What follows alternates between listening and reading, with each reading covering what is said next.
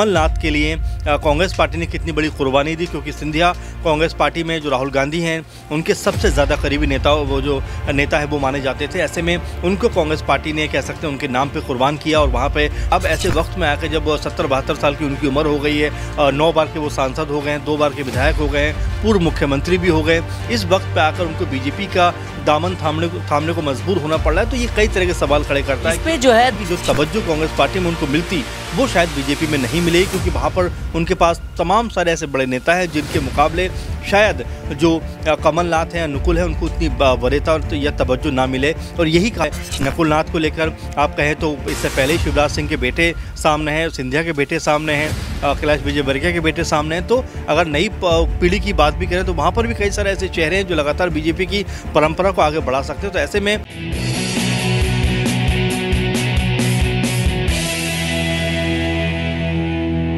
नमस्कार, आप देख रहे हैं नेक्स्ट 9 आवाज में हूं आपके साथ सिराज।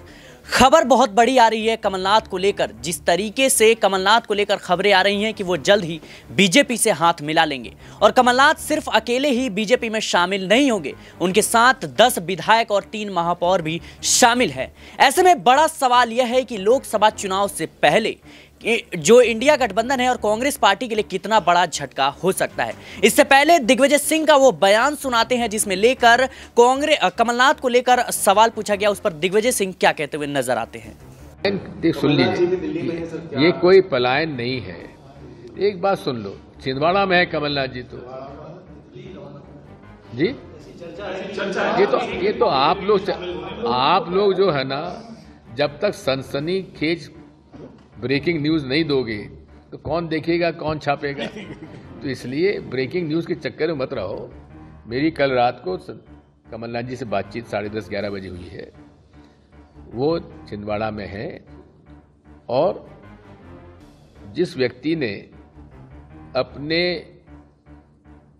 राजनीतिक जीवन की शुरुआत नेहरू गांधी परिवार के साथ उनके पीछे साथ में खड़े होकर उस समय लड़ी थी जब पूरी जनता पार्टी और केंद्र की सरकार इंदिरा जी को जेल भेज रही थी, उस आदमी को आप कभी उम्मीद भी कर सकते हो कि ऐसा आदमी कभी कांग्रेस और सोनिया गांधी जी के परिवार को छोड़ के जाएगा, इंदिरा जी के परिवार को छोड़ के जाएगा? आपको उम्मीद भी नहीं करना चाहिए। तो देखा आपने कि किस तरीके से दिग्विजय सिंह इस बात को नकारते हुए नजर आ रहे हैं। लेकिन इसी बीच अब कमलनाथ ने छिंदवाड़ा में अपने सभी प्रोग्राम को कैंसिल कर दिया है और जल्द ही वो दिल्ली के लिए रवाना होंगे, दिल्ली जहां से देश की राजनीति तय होती है। मेरे साथ अमन सर मौजूद है। अमन सर, सबसे पहला सवाल मेरा कि कमलनाथ जिस तरीके से 10 विधायकों के साथ, 3 महापौर के साथ और उनके उसमें बेटे भी हैं जो है छिंदवाड़ा से, तो कहीं ना कहीं कितना बड़ा झटका हो सकता है कांग्रेस के लिए? देखिए, बिल्कुल अगर मध्य प्रदेश की आप बात करें, जिस तरह से 2023 का जो विधानसभा चुनाव हुआ उसमें कमलनाथ मुख्य चेहरा थे कांग्रेस पार्टी का। और मुझे याद आता है 2018 जब सिंधिया के मुकाबले कांग्रेस पार्टी ने कमलनाथ को जो है सीएम पद सौंपा था, उस समय से लगातार आपस में जो कह सकते हैं मतभेद उभर कर सामने आए थे सिंधिया और कांग्रेस पार्टी के बीच में। और आखिरकार 2020 में एक वक्त ऐसा भी आया कि सिंधिया ने कांग्रेस पार्टी से नाता तोड़ा और जाकर बीजेपी में शामिल हो गए। यानी कि अगर पूरा प्रोसेस आप देखें तो यहाँ पर ये नजर आता है कि कमलनाथ के लिए कांग्रेस पार्टी ने कितनी बड़ी कुर्बानी दी, क्योंकि सिंधिया कांग्रेस पार्टी में जो राहुल गांधी हैं उनके सबसे ज़्यादा करीबी नेता है वो माने जाते थे। ऐसे में उनको कांग्रेस पार्टी ने कह सकते हैं उनके नाम पे कुर्बान किया और वहाँ पे जो है वो अलग थलग पड़ गए। और यहाँ पर अगर देखा जाए कमलनाथ के नाम पर जो पूरा चुनाव लड़ा गया, इसके बावजूद भी कांग्रेस पार्टी यहाँ पर चुनाव नहीं जीती है। और अब जो खबरें सामने आती हैं कि जो कमलनाथ जिनके ऊपर ये कहा जाता था कि वो जो है इंदिरा गांधी के तीसरे बेटे हैं और यहाँ तक कहा जाता था कि सबसे ज़्यादा कह सकते हैं ज़रूरी फैसलों में उनका जो है सजेशन रहता था, तो ये महत्वपूर्ण बात थी। लेकिन जिस तरह से अब ऐसे वक्त में आकर जब 70-72 साल की उनकी उम्र हो गई है, 9 बार के वो सांसद हो गए हैं, 2 बार के विधायक हो गए हैं, पूर्व मुख्यमंत्री भी हो गए, इस वक्त पे आकर उनको बीजेपी का दामन थामने को मजबूर होना पड़ रहा है। तो ये कई तरह के सवाल खड़े करता है। इस पे जो है दिग्विजय सिंह ने भी कहा था कि जिस गांधी परिवार ने कमलनाथ को इतना सब कुछ दिया, ऐसी बातें जो हैं अफवाह हैं, सिर्फ वो बीजेपी में शामिल नहीं हो सकते हैं। इसी बीच जो है अब छिंदवाड़ा में जितने भी प्रोग्राम थे उन्होंने कमलनाथ ने कैंसिल कर दिया और अब दिल्ली के लिए रवाना हो रहे हैं। क्या सारी चीज़ों को अब कमलनाथ भूल कर दोबारा अब कह सकते हैं बीजेपी में शामिल हो रहे हैं? देखिए वही बात आगे बढ़ा रहा था कि जिस तरह से हम बात करें अगर कमलनाथ के पूरे पॉलिटिकल करियर की, तो हमेशा से उनका लगाव कांग्रेस पार्टी के लिए रहा है। लेकिन जिस तरह से मध्य प्रदेश चुनाव कांग्रेस पार्टी हारती है,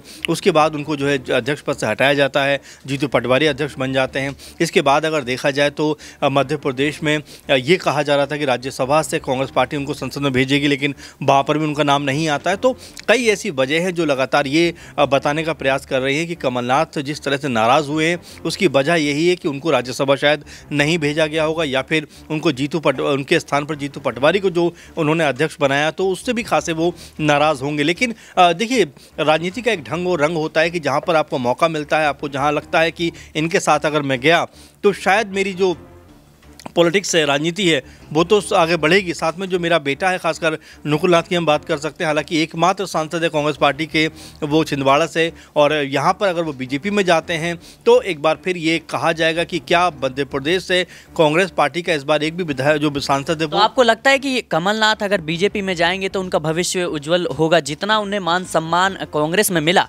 हमने यह भी देखा कि सिंधिया जब आए थे बगावत करके कांग्रेस से, तो अब उनका बीजेपी में क्या कद है और क्या ओहदा है, और अब कमलनाथ जाते हैं तो क्या उनको उतना मान सम्मान मिल पाएगा बीजेपी में? देखिए मध्य प्रदेश में अगर आप देखें नेताओं की तो बाढ़ आई हुई बीजेपी के लिए, बहुत सारे बड़े बड़े चेहरे वहाँ पर मौजूद हैं। अब चाहे आप बात करिए बीडी शर्मा की बात करिए, नरोत्तम मिश्रा की बात करिए, शिवराज की बात करिए, उनके बेटे कार्तिक का भी कहीं ना कहीं नाम सामने आता है। इसके अलावा कैलाश विजयवर्गीय वहाँ पर है, उनका बेटा भी कहीं ना कहीं सामने है। तो ऐसे तमाम सारे कह सकते हैं कि नाम हैं। ऐसे में सिंधिया का नाम आप ले ही सकते हैं। इसके अलावा जो अगर कमलनाथ जाते हैं तो वो भी वहाँ पर ज़रूर शामिल होंगे। तो एक के बाद एक नेता है, और आपने सही कहा कि जो तवज्जो कांग्रेस पार्टी में उनको मिलती वो शायद बीजेपी में नहीं मिलेगी, क्योंकि वहाँ पर उनके पास तमाम सारे ऐसे बड़े नेता हैं जिनके मुकाबले शायद जो कमलनाथ हैं या नुकुल है उनको उतनी वरीयता या तवज्जो ना मिले। और यही कहा जा रहा है लगातार कि अगर वो वहाँ पर जाएंगे तो कहीं ना कहीं अपने पैरों पर खुद कुल्हाड़ी मारते हुए नजर आएंगे। इसकी बड़ी वजह क्या हो सकती है? कमलनाथ को अध्यक्ष पद से, प्रदेश अध्यक्ष पद से हटाया गया, वो एक बड़ी वजह है, या फिर कमलनाथ इस बात को बखूबी समझ चुके हैं कि कांग्रेस अब उन्हें मुख्यमंत्री चेहरे के तौर पर आगे नहीं करेगी, और दूसरा कि राज्यसभा में जो है कांग्रेस उन्हें नहीं भेजेगी? क्या इसके कह सकते हैं इसके पीछे की वजह क्या हो सकती है? देखिए बिल्कुल, अगर मुख्यमंत्री की बात करें तो जाहिर बात है बीजेपी की तरफ से मुख्यमंत्री बनने का चांस ही नहीं है कोई भी। आप देखें सिंधिया कब से हाथ पांव मार रहे हैं। अगर कमलनाथ जो है बीजेपी में आ भी जाते हैं तो क्या वो मुख्यमंत्री पद के लिए कहीं ना कहीं सामने आ सकते हैं? मुझे नहीं लगता ऐसा हो सकता है। नकुल नाथ को लेकर आप कहें तो इससे पहले ही शिवराज सिंह के बेटे सामने हैं, सिंधिया के बेटे सामने हैं, कैलाश विजयवर्गीय के बेटे सामने हैं। तो अगर नई पीढ़ी की बात भी करें तो वहाँ पर भी कई सारे ऐसे चेहरे हैं जो लगातार बीजेपी की परंपरा को आगे बढ़ा सकते हैं। तो ऐसे में अगर कमलनाथ पहुँचते हैं तो उनके बेटे को बहुत तवज्जो मिलेगी, मुझे ऐसा लगता नहीं है। और साथ में जिस तरह से आप कह रहे हैं कि अगर जो मुख्यमंत्री की आप बात करें, देखिए मुख्यमंत्री की जो वैकेंसी है मध्य प्रदेश में वो फिलहाल फुलफिल है। उनके जगह पर मोहन यादव को कह सकते हैं लेकर आए हैं। शिवराज सिंह चौहान इससे पहले 4 बार सीएम रहे। तो अब नए चेहरों के साथ में बीजेपी नहीं जाएगी, और जाएगी भी तो उसके अपने इतने सारे नेता हैं कि उनके साथ ही वो दाव लगाएगी। ऐसे में सिंधिया जिस तरह हम देख रहे हैं लगातार स्ट्रगल कर रहे हैं, लेकिन उनका नाम अभी भी कहीं मुख्यमंत्री की रेस में सामने नहीं आता। तो ऐसे में कमलनाथ या उनके बेटे का नाम तो आप भूल ही जाइए। तो क्या वो अपने बेटे के भविष्य को लेकर ही जो है बीजेपी का रुख कर रहे हैं? देखिए जाहिर सी बात है, उनके बेटे नकुलनाथ हालांकि 19 में वो सांसद बने हैं। ये अलग बात है कि सरकार में नहीं आए, लेकिन उन्होंने ये सोचा होगा कि मैं जो है मेरी जो राजनीति है वो अंतिम पड़ाव पर जिस तरह नजर आती है, तो उससे पहले मैं अपने बेटे को कहीं ना कहीं जो पॉलिटिकल तौर पे इस्टेब्लिश करता हुआ नजर आऊँ, और इसीलिए उन्होंने शायद बीजेपी में जाने का फैसला किया होगा। लेकिन अभी पुख्ता तौर पर ये नहीं कहा जा सकता कि उस तरफ वो जाने ही वाले। लेकिन जो खबरें सूत्रों के हवाले से आ रही हैं वो यही आ रही हैं कि 19 तारीख को वो जो है बीजेपी में शामिल हो सकते हैं, क्योंकि आज और कल तो बीजेपी का अधिवेशन है दिल्ली में। उसके बाद हो सकता है 19 तारीख को कमलनाथ अपने बेटे के साथ में या कुछ और जो लोग हैं उनके साथ में बीजेपी में शामिल हो जाए। खबरें ये आ रही थी कि लगातार जो है महाराष्ट्र में भी एक कांग्रेस के नेता थे वो बीजेपी के साथ जुड़ गए, साथ में अभी कमलनाथ को लेकर ये तमाम तरह की बातें चल रही हैं। तो कांग्रेस पार्टी में भी बहुत सारी कमियां होंगी जिसकी वजह से उनके नेता जो है, उनके कार्यकर्ता जो है पार्टी छोड़ रहे हैं। तो वह कौन सी बड़ी कह सकते हैं गलतियां होंगी कांग्रेस कांग्रेस की? देखिए, बहुत सारी गलतियां हैं और सबसे बड़ी बात यह है कि जो अपने बड़े और तजुर्बेकार जो नेता हैं उनको एक तरीके से उनको तवज्जो देना पड़ेगा। अगर नहीं आप तवज्जो दोगे तो वो दूसरे खेमों में पहुंचते हुए नजर आएंगे। आपने देखा कि अशोक चौहान जिस तरह से एक बड़े नाम थे कांग्रेस पार्टी के लिए, वो महाराष्ट्र राजनीति में जिस तरह से बीजेपी में शामिल होते हैं, मिलिंद देवड़ा शामिल होते हैं, इसके अलावा सिंधिया शामिल होते हैं, गुलाम नबी आज़ाद पार्टी छोड़ते हैं, ऐसे तमाम सारे लोग हैं जो कांग्रेस पार्टी से न सिर्फ उनका मोह भंग हो रहा है बल्कि दूसरी पार्टियों में वो शामिल होते हुए नजर आते हैं। और यही लगातार बार बार कहा जा रहा है कि कांग्रेस पार्टी अपने नेताओं को संभाल नहीं पा रही, इसलिए जो दूसरे दल हैं उनके नेताओं को अपनी पार्टी में शामिल करा लेते हैं। तो लोकसभा चुनाव पर एक आखिरी सवाल कि इसका क्या प्रभाव पड़ सकता है? देखिए, प्रभाव तो यही पड़ेगा कि ऐन वक्त पहले जिस तरह लोकसभा चुनाव 1-2 महीने के अंदर, उससे पहले अगर कमलनाथ जैसे बड़े नेता अगर बीजेपी में शामिल होते हैं तो जाहिर बात है कि वोटर्स पे भी इसका असर पड़ता है, क्योंकि ऐन वक्त पहले का मतलब ये हो जाता है कि हालांकि छिंदवाड़ा ही उनके पास में कह सकते हैं कि उनका जो रसूख है वो इस सीट पर रहा है, लेकिन एकमात्र सीट पर रसूख होने का मतलब ये नहीं कि मध्य प्रदेश की राजनीति में कांग्रेस पार्टी के लिए धुरी का वो काम करते हैं। तो अगर वो जाएंगे तो बहुत बड़ा इम्पैक्ट तो नहीं पड़ेगा, लेकिन हाँ ये ज़रूर कह सकते हैं कि उनके जाने से वोट बैंक प्रभावित होगा और साथ में ये भी मैसेज जाएगा कि कांग्रेस पार्टी के इतने कद्दावर नेता जो इंदिरा के ज़माने से राजनीति में थे और कांग्रेस पार्टी के लगातार राजनीति करते रहे, संजय गांधी के बहुत करीबी जो है मित्रों में से एक थे और यहाँ तक कहा जाता था कि इंदिरा गांधी उनको अपना तीसरा बेटा मानती थी। तो इतने महत्वपूर्ण आदमी अगर बीजेपी में जाएंगे तो ये कांग्रेस पार्टी के लिहाज से अच्छी चीज़ नहीं होगी। जी बिल्कुल, कहीं ना कहीं कमलनाथ को लेकर जिस तरीके से खबरें चल रही हैं, अब माना यही जा रहा है कि जल्द ही कमलनाथ जो है 10 विधायकों के साथ 3 महापौर के साथ बीजेपी में शामिल हो जाएंगे। उससे पहले जो है